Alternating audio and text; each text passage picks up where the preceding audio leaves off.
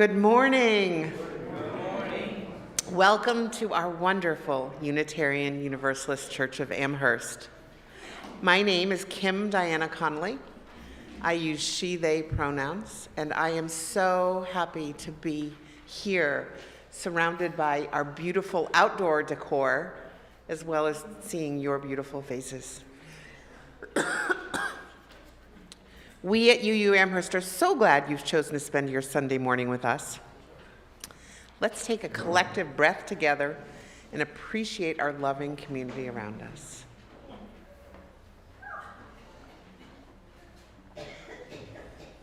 For those gathered in chapel, please be sure you have either turned your phone off entirely, or if you're like me and you like to sneak in pictures sometimes of cool things that happen, at least have it on airplane mode.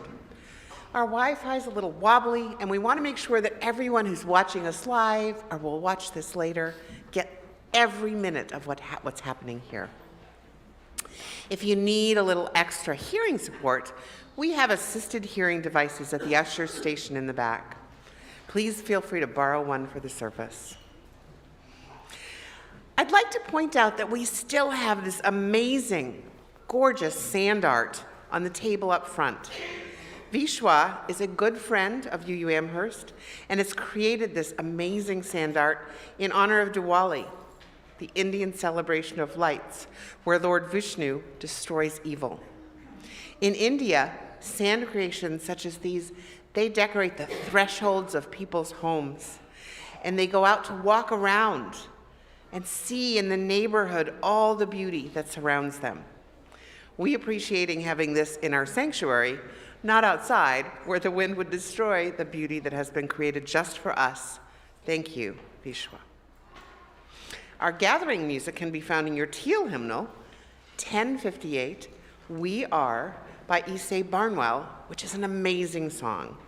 And we've sung it before, but we know not everybody may be quite used to it. You can look at the music in the teal hymnal, or we're going to have the words right up there. If you are looking at the music, notice there's a bunch of repeats in there and follow along with what happens, because the lyrics are going to be right up front. So let's rise in body and spirit and embrace our day.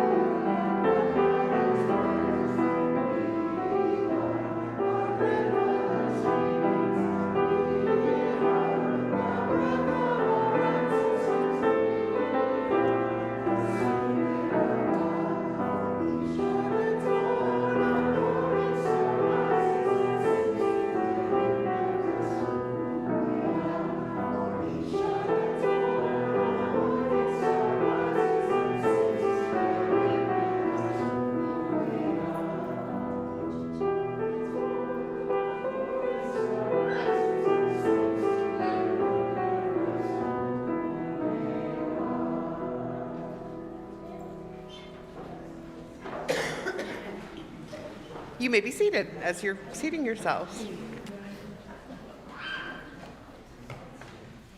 Shall we just take a moment and catch our breath? Ooh. I chose that, and I've had laryngitis for a week. What was I thinking?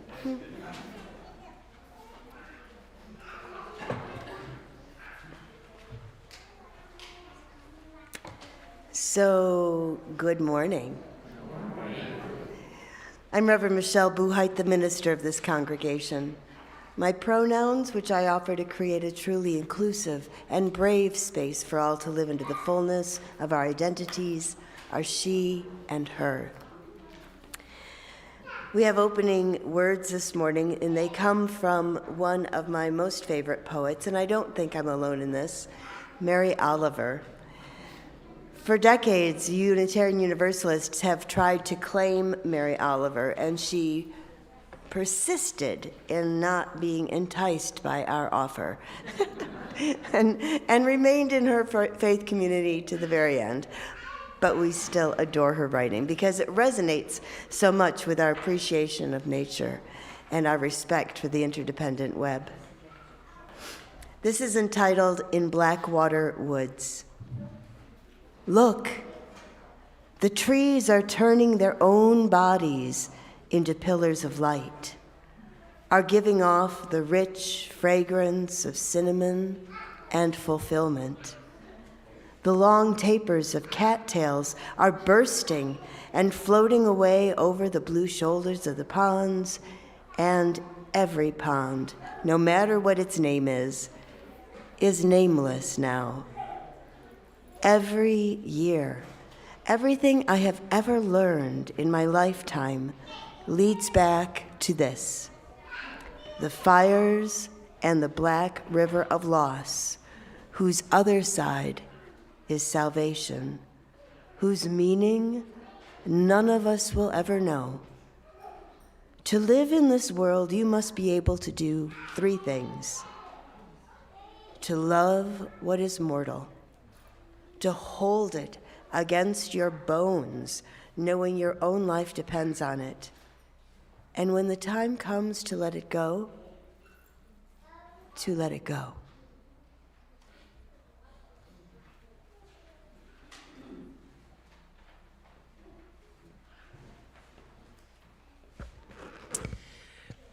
When we gather, we employ the elements of water and fire to create the sacred space we can be fully present. Mark will be helping us with the ceremony today. We begin with the acknowledgement that our church is built on holy ground, land that was nurtured and cultivated most recently by the Haudenosaunee. So we offer this libation as our giveaway, as we honor the struggle of all people seeking justice and peace. We seek the courage and wisdom to heal the wounds of the past and build a better future story with all our neighbors and fellow creatures together. It is also our custom when we gather to light our chalice. A chalice is a cup or vessel that symbolizes Unitarian Universalism and the gathered community. The flame represents the spark that each one of us brings and represents the light of truth, the warmth of community, and the fire of our commitment to bring more compassion and justice into the world. Won't you join me in our chalice lighting words that you can read right up here? We gather this hour as people of faith, with joys and sorrows, gifts and needs. We like to speak of hope, sign of our quest for true communion, celebration of the life we share together. Thank you, Matt.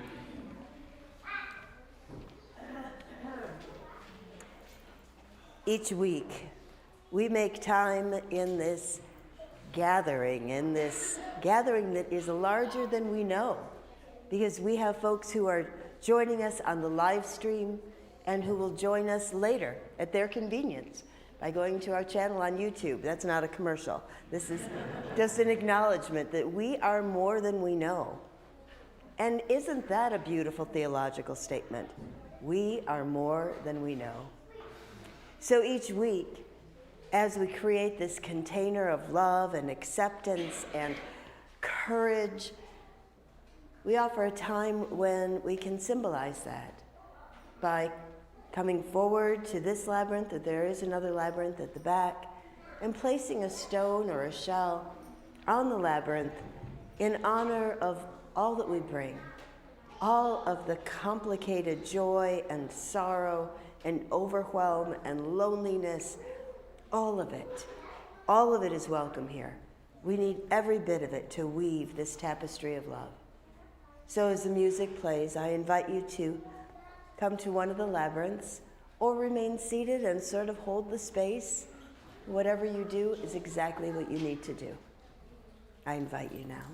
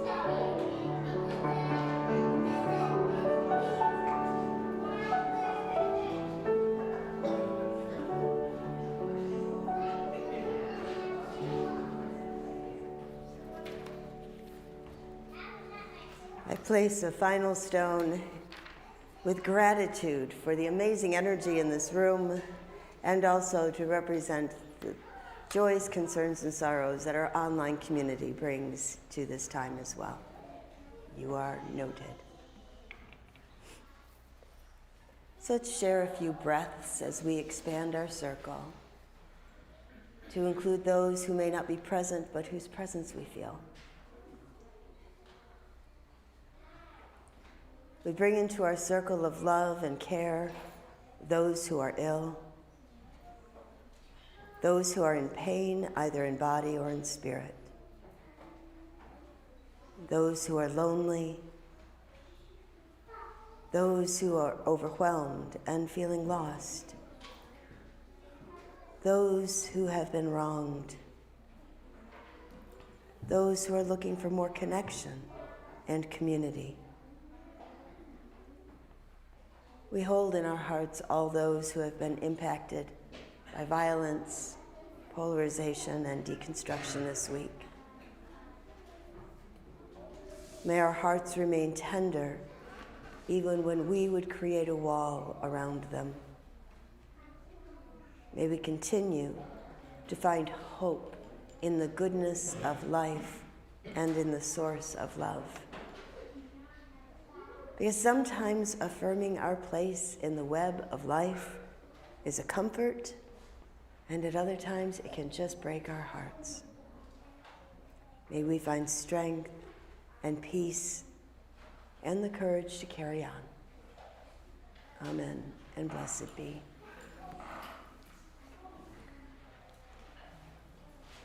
I'm going to leave it to you to sing.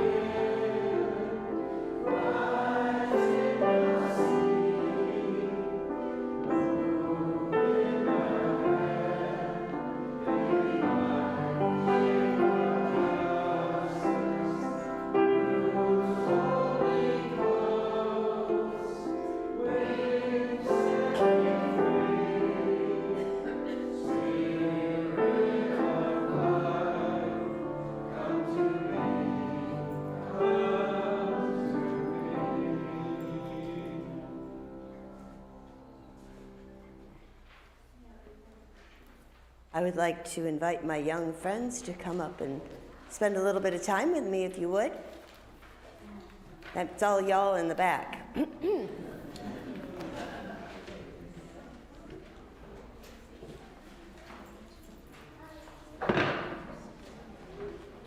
It's Wonder Box time. I wonder what's in the box. I have blankets for you to sit on because a tree grew in this chapel. Isn't that wild? It just appeared. By magic, one might say. Okay, you can sit there. There's some more, and I will leave it to you that if you need more, you'll get them. Whoa, hi. He's always very close. Okay. So the thing in the Wonder Box is remarkably like the tree. Because it's a branch. It's the tiniest branch of a tree. Okay, so I want to talk to you about a story that I once heard, and it's a story about a leaf whose name was Freddie. I wonder if there are adults in the room who've ever read the story about Freddie, the fallen leaf. If you haven't, so this is a commercial break for the adults in your life. It's by Leo Biscaglia, and it's wonderful, and I don't get any commission. It helps with really hard conversations. So this friend, Freddie, let's make this be Freddie. Here he is. Now this is an amazing tree because you'll note that there are oak leaves and maple leaves and mysterious yellow wrinkly leaves. And that is so unusual for all these different types of leaves to grow on one tree. It's just magic. It must be the season. So my friend Freddie and his friends had been enjoying being leaves on a tree all summer. In the spring, they stretched up to the sun. And in the summer, the breezes were so nice and cool. Oh, life was good all summer long, and they could hear children playing. The tree that they lived on was right next to a playground. How about that? And so they got to hear kids all the time when they were out on the swings and the slides and things that we used to call monkey bars, and I don't know what we call them anymore because they're very scary for me. But they heard the children there. And as it got to be September, Freddie and his friends noticed that it was getting chilly. And they didn't feel quite so full of energy as they did before. Well, that was weird. And some of his friends got kind of nervous about that. They said, "What's going on?" And Freddie said, I think I know what's going on. I'm taking a lot of liberties if you know this story. And he said, this is just a natural thing that's happening. It's fall. And pretty soon, our leaves are going to get kind of brittle. Brittle means kind of crunchy. And they're going to fall. They're going to fall to the ground. And his friends were nervous about that. They said, no, I like being on my tree. I don't want to be on the ground. The ground, it's so far away. How will we even know where we are? Once we go to the ground, we won't be able to look up and, I'm really taking liberties, see all over the countryside like we have. We won't be able to see the children playing on the playground. And Freddie just nodded and said, yeah, it's going to be different. And we won't know until we get there. And so as the days grew shorter and the nights grew longer and the weather got a little chillier and then a lot chillier, the leaves started to fall. And at first, they couldn't find each other. Freddie and his friends, Benjamin and Allison and a bunch of other names, they couldn't find each other because there were leaves just everywhere. And they were like, where are you? And from somewhere else, I'm right here. Oh, they weren't gone. They were just in a different place. And as you can mess around with that leaf. It's okay, I see you. As the winter drew in and the leaves became homes for like the queen bees and for critters that needed a nice warm place to be, where they could emerge in the spring. So yeah, it wasn't the same. It wasn't the same at all. But they weren't gone. They were just changed. And that is my version of Freddie and the leaf blower. I'm just going to make that up, since I've made up everything else. Thank you for your attention. You're going to have the best time in faith development today. I took a little sneak peek at what the activity is. Oh, wow. Okay, you're going to love it. Miss Molly's like, wait a minute, are we looking at the same thing? Okay. So let's sing our children to their activities. You can take it with you.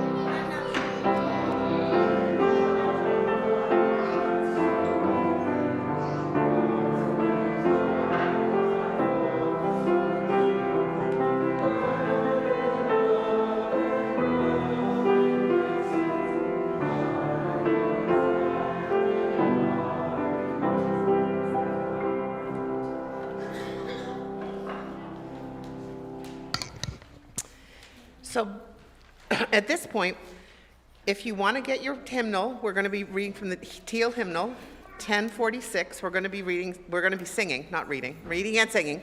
Shall we gather at the river? So please rise in body and spirit as you're willing and able for the lyrics to be presented up front.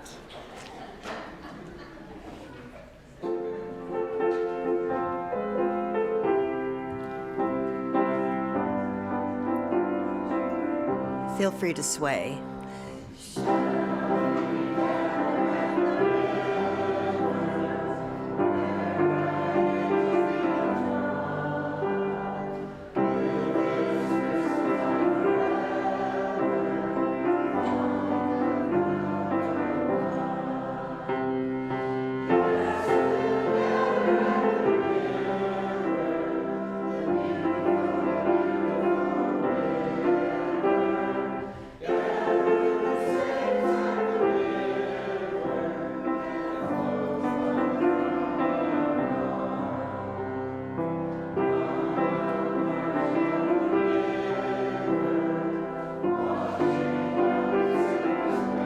How about some harmony?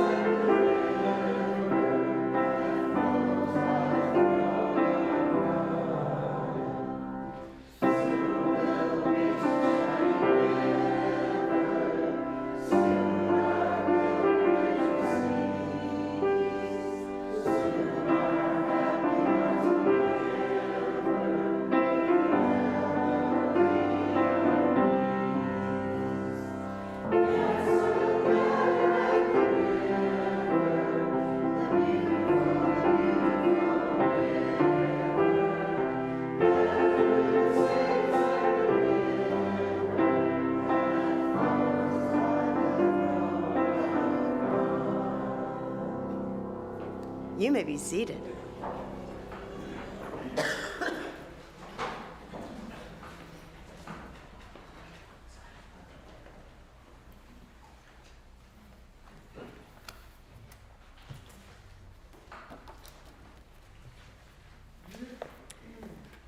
In Blackwater Woods.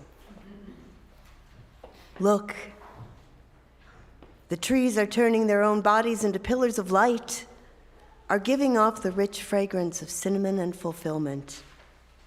The long tapers of cattails are bursting and floating away over the blue shoulders of the ponds, and every pond, no matter what its name is nameless now. Every year, everything I've ever learned in my lifetime leads back to this: the fires and the black river of loss, whose other side is salvation, whose meaning none of us will ever know.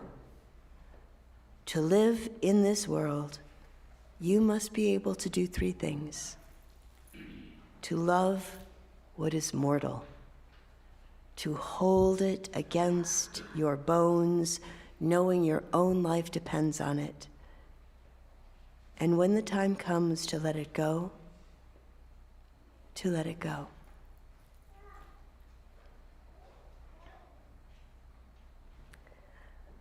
I think we are a bit afraid of those mortal connections, letting go, that we'll lose some part of ourselves in the surrender. So, my small made-up conversation with the kids about not losing the connection even when we are no longer present. It's funny how people get quiet when you mention connections with ancestors. What dead people are you talking to? Note that I'm not necessarily talking about seances. As a professional psychic once told me, just because they're dead doesn't mean they're smart. That was an illuminating thing, wasn't it? What'd you learn at church today? Well, so we're going to take a journey together. A journey, I hope, into the numinous, into the hard to explain. We're going to journey to the veil between the worlds of the living and the dead. The veil that is said to be thinnest at the juncture between the season of abundance and the season of cold and dark. So let's begin with the Celtic wheel of the year. This wheel is divided into 8 quadrants. I really struggled when I wrote that. Can there be 8 quadrants? Isn't quadrant a 4? I don't know. Oh my goodness. But I'm going to just stand by what I said. It's divided into 8 quadrants. I feel the same way, honey. And these are evenly spaced between the equinoxes, which will make go sideways, and the solstices, which will make go up and down. Now, I realize that for some in the room, this is all old news. And for others, it is brand new, and you wonder what language I have suddenly dipped into. If you're a long-timer, I trust that you will offer a bit of grace as I briefly explain to those for whom this might be new information or just needs another layer of understanding. So the solstices, June and December, the 21st-ish of each. The longest and the shortest days, respectively. The equinoxes are sideways ones, and I put them sideways because then it's easier for me to remember that they're equal, ergo equinox, right? I think it actually linguistically came the other way around, but they go sideways. And they are March and September. Again, 21st-ish. And those are the times when light and dark are equal.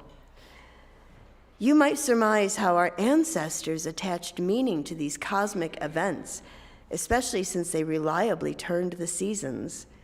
How many of you have at least seen pictures of like Stonehenge and those big megalithic stone bodies.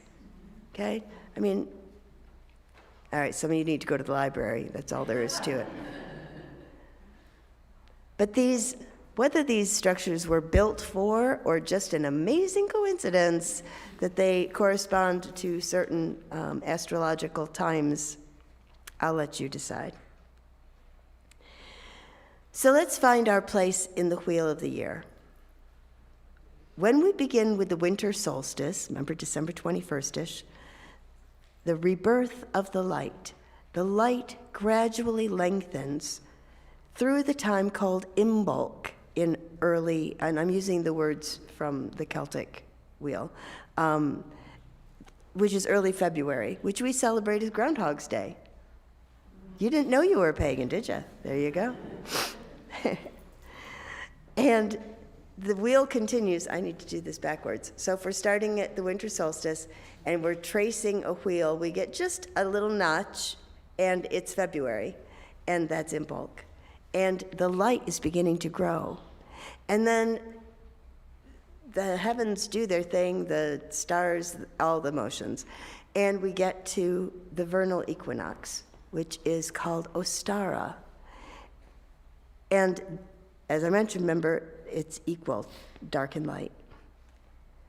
The wheel then turns to Beltane on May 1st, a frisky time of year in our hemisphere when everything is blooming and growing. And Beltane is then followed by Litha, which is the summer solstice. It's the longest day of the year. Notice that we have reached the halfway mark in our journey around the wheel, from the shortest day to the longest day. But of course, the wheel's not done. At Litha, our gardens begin to produce, with berries and herbs taking the lead. 8 weeks later is the first harvest, Lammas or Lugnasa. At Lammas, the harvest is in full swing. That's August 1st. There's corn, there's zucchini, there's peppers, there are potatoes. You can't give away the abundance from your garden. So at Lammas, that is the first harvest. The second harvest is Mabon, which is the autumnal equinox. And the farm stands are calling out to us, please take the last of all the things. So at home, we might be reaping the last of our tomatoes, putting up canned goods, if that's a thing you do. And the wheel continues to turn round, which is the beauty of this wheel. Whether we like it or not, whether we believe in it or not, it doesn't care.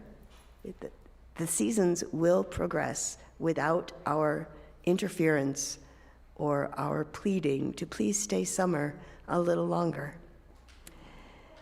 And the wheel turns again to this season where we find ourselves, which is Samhain. Samhain falls on October 31st. I wish that there was a way to remember that. It is the time of the final harvest.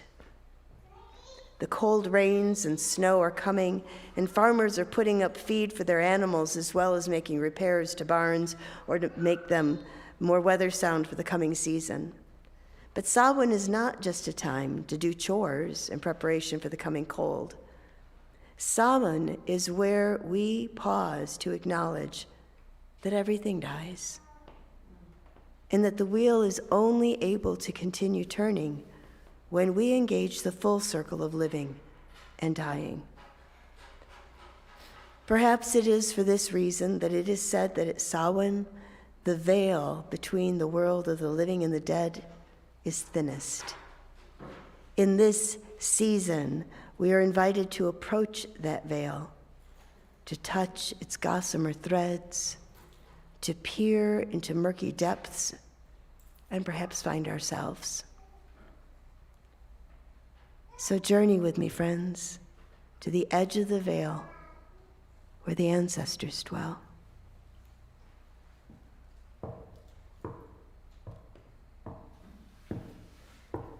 In my blood, in my bones, I hear your voice, I hear your call. Ancestor, Ancestors, dance with me. Ancestors, chant with me. I hear your voice. I hear your call. With me. In my blood, in my bones, I hear your voice. I hear your call. Ancestors, ancestors, ancestors, chant with me. I hear your voice. I hear your... One last time. In my blood, in my bones, I hear your voice. I hear your call. Ancestors, dance with me. Ancestors, chant with me. I hear your voice. I hear your voice. We acknowledge the ancestors who have preceded us in death. And so today I ring the chime for those in our community who have passed since the last veil being thin at the end of October of 2024. I'm naming church members, and then I will offer a time for you to speak the names of your beloveds who have passed in this year.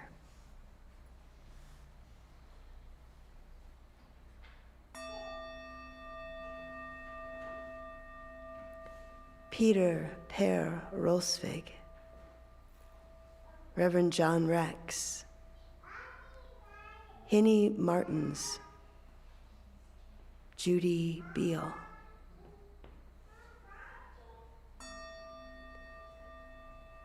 and now speak aloud.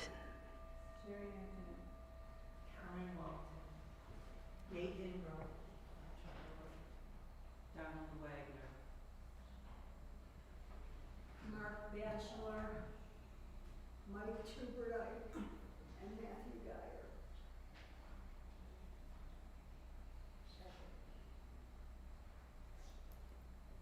Jürgen Art. Jane Goodall.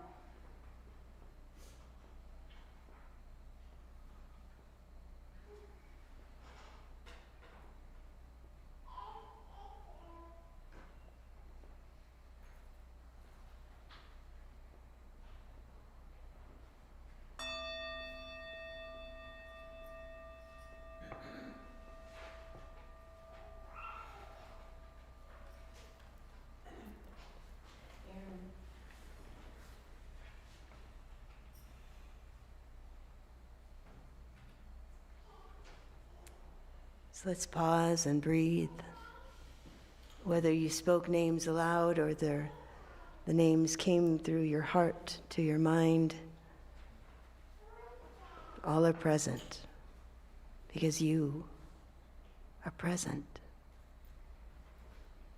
You bring their essence, their memory with you.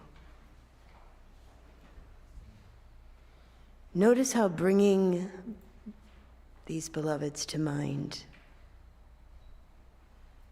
can make them more vital to you.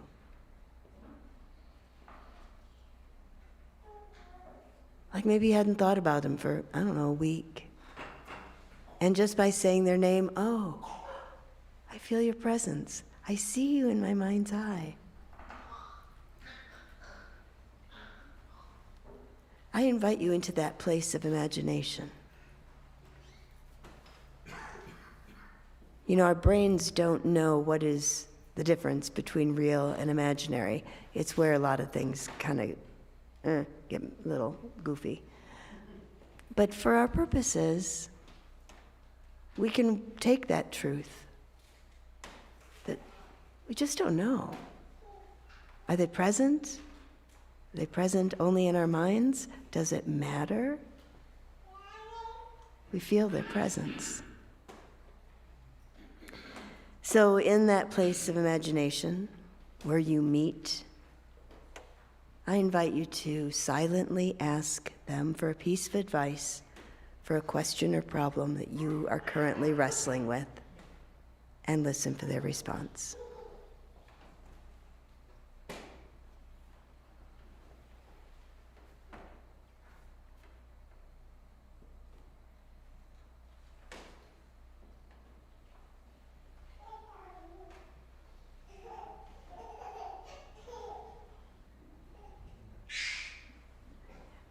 Gently bring yourself back into this time and place. I won't ask if you encountered anyone. Just know that, like any communication skill, this takes practice. Perhaps your beloved will arrive in a dream. Dreams come from that same imaginal well. Or perhaps, out of the blue, you'll hear their voice in your head. So I'm constantly asking my dad questions because I want to hear his voice in my head. And I trust that voice because I know what he would say. Sometimes it would start with, babe, and sometimes it would start with, Michelle. So if you're going to take some answers, you have to take them all. This is uncomfortable territory, maybe. This is like, what? I came to church today. What are we doing? All I can say is that the ancestors are never far from our imaginations. So recently, my daughter and I were having a conversation, and she casually mentioned that she reaches out to different ancestors according to what she needs. Yes, these are the conversations that happen in my family. When she needs financial help, she calls on my mother, who worked with numbers all her life and could do taxes in her sleep. And when she wants a little extra support, if she's going to a meeting at the school where she has to talk to the teachers for her daughters, she calls on my dad's energy. He was a teacher for over 30 years. So you may think, well, she's got all her ground covered, but rest assured, I plan to be a good ancestor for the grandgirls and their children. I'm working on that now as I teach them to be loving and courageous and imaginative. You don't have to wait until you're dead to be loved. I learn that every single time I offer a memorial service. All the things we wish we'd said, all the things we wish we'd known. We can do that now. So the grandgirls and I make music and dance together. We are ridiculously silly. Put on Funky Town and something's going to happen. But of course, there's more to becoming a good ancestor than hanging out with one's family. Being a good ancestor can take a lifetime, although many of us don't get to it until the last chapters of our lives. The work we do to resist and repair injustice is ancestral work. The healing work that we do for our planet and all of life is ancestral work. It's enormous. We are unlikely to live to see the next several chapters.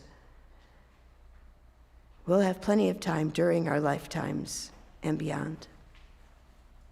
So I've noticed that some of you are focused on my tree of remembrance up front.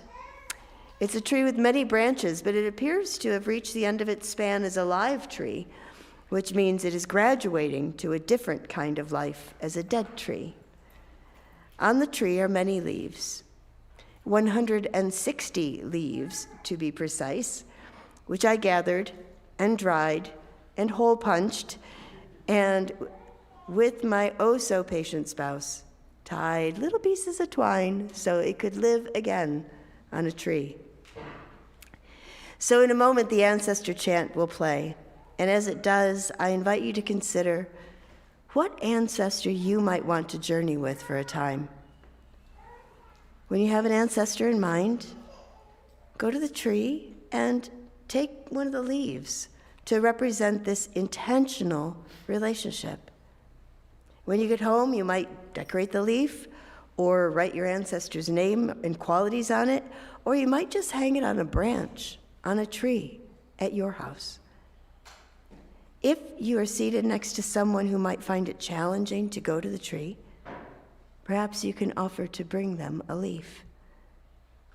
At the end of the service, if there are leaves left, I invite you to take more, maybe share them with others. It will confirm their suspicions about what kinds of church you go to.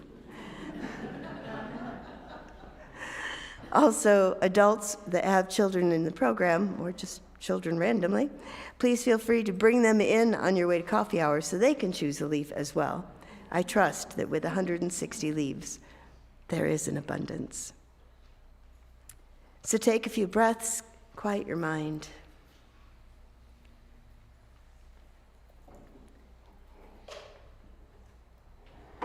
And then cast out your invitation and see what ancestor, your own or someone else's, takes you up on it. They don't have to be related to you. And when you are ready, come to the tree and claim the leaf that is yours.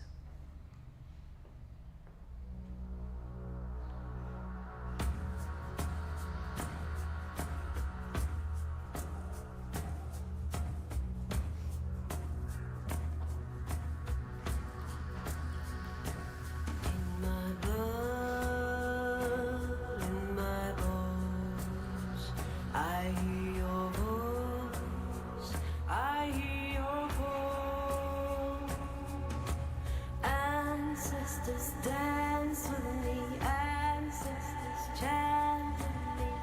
I hear your voice, I hear your voice. In my blood, in my bones. I hear your voice, I hear your call. Ancestors dance with me, ancestors chant with me. I hear your voice, I hear your call. In my blood, in my bones. I hear your voice, I hear your call. Ancestors dance with me, ancestors chant with me. I hear your voice, I hear your call. In my blood, in my bones. I hear your voice, I hear your call. Ancestors dance with me, ancestors chant with me. I hear your voice, I hear your call. Ancestors dance with me,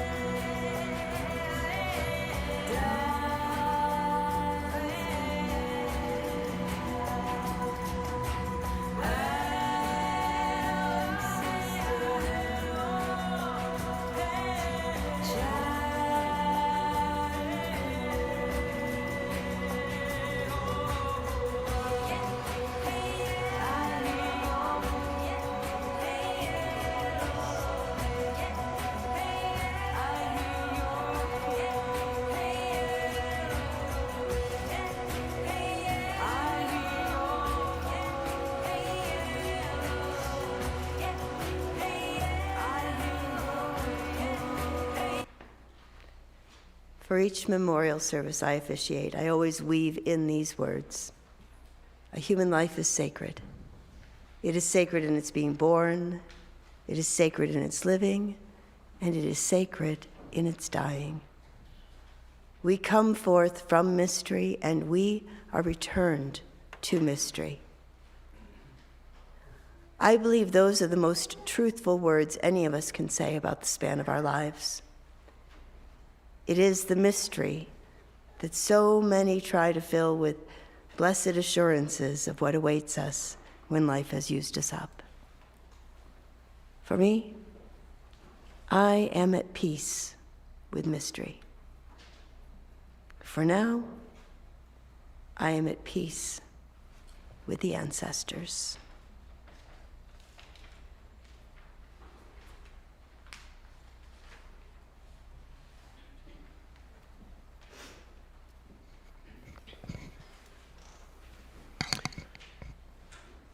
Our song in response is an adaptation of a song written by retired UU minister Mary Gergolia, entitled Safe Passage. We've adapted some words, some verses to fit the world we inhabit right now. There are 3 verses, so let's rise in body and spirit. Not yet. Rise. I'm sorry. I was going to reorganize the sentence, but I didn't. So Gregory's going to play it through once, and then let's rise in body and spirit. So.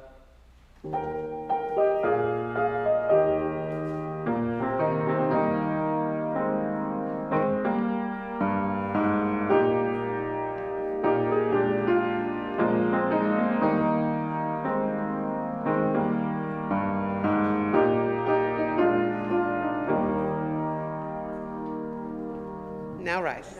Oh, wait a minute.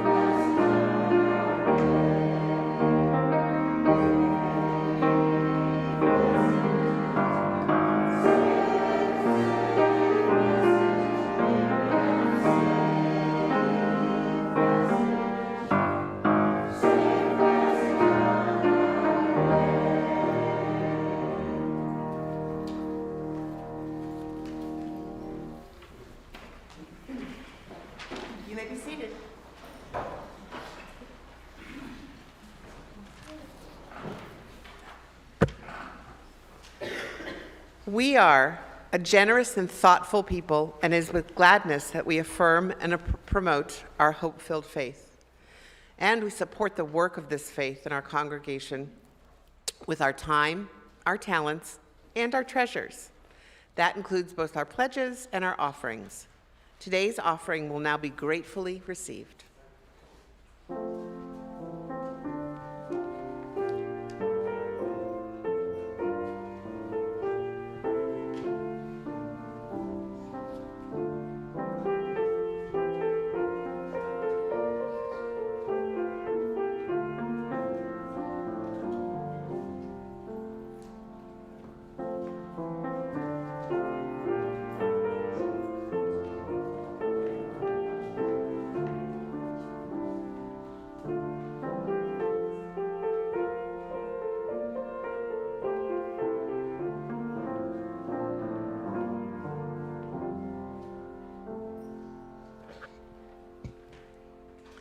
We began our service with the lighting of our chalice, and now, with Matt's help, we will extinguish the chalice, not to quench the flame, but to return it to our individual hearts, strengthened by this time together, so that we can share our light in the world.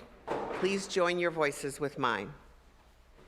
We extinguish the flame, but not the light of truth, the warmth of community, or the fire of commitment. These we carry in our hearts until we are together again. Thank you. As our service draws to an end, in here, our service to the world is ready to begin. You will find many opportunities for growth and opportunities for service in your order of worship and on our website. All of you are invited to stay for coffee and conversation in the Emerson room, just through the double doors back there, or you can go out in the side.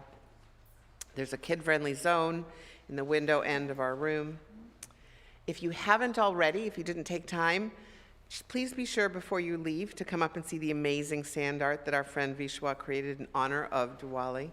But don't sneeze or bump, just look carefully. Are you new to Unitarian Universalism, or at least to UU Amherst? Are you curious about our pluralistic and super fun faith? The super fun part was me, that was not in the script. There will be a new to UU workshop on Saturday, November 1st, and you can sign up in the lobby. Before you leave, can you do one thing that would help us? Can you see that all the hymnals are put back in the racks, right side up, front way out? You know, orderly.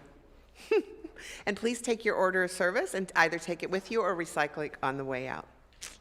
Speaking of papers, there's printed copies of the monthly newsletter for November.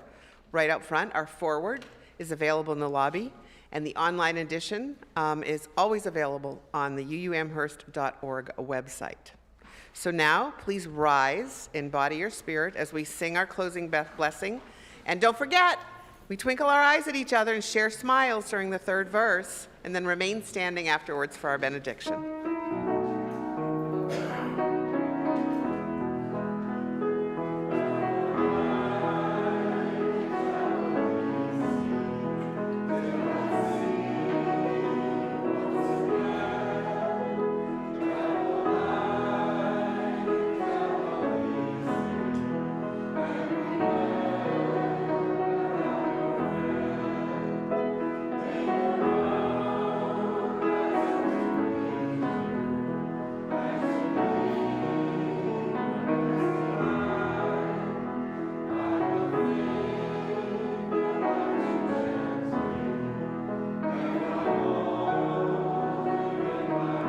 Now twinkle.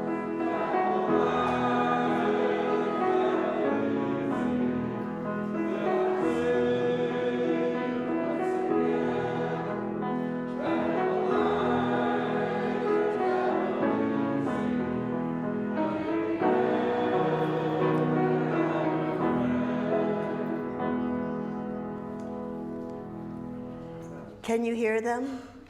Can you hear the whispers of the ancestors? We remember their stories are in these walls, in our hearts, in the air that we breathe. Their stories are in the touch of a calloused hand, in the melody of songs that we learn while washing dishes, in remembered faces. We hear the whispers of the ancestors, how their stories touch our lives and call us into becoming. May we listen, and may we make a difference in the world. You know what to do.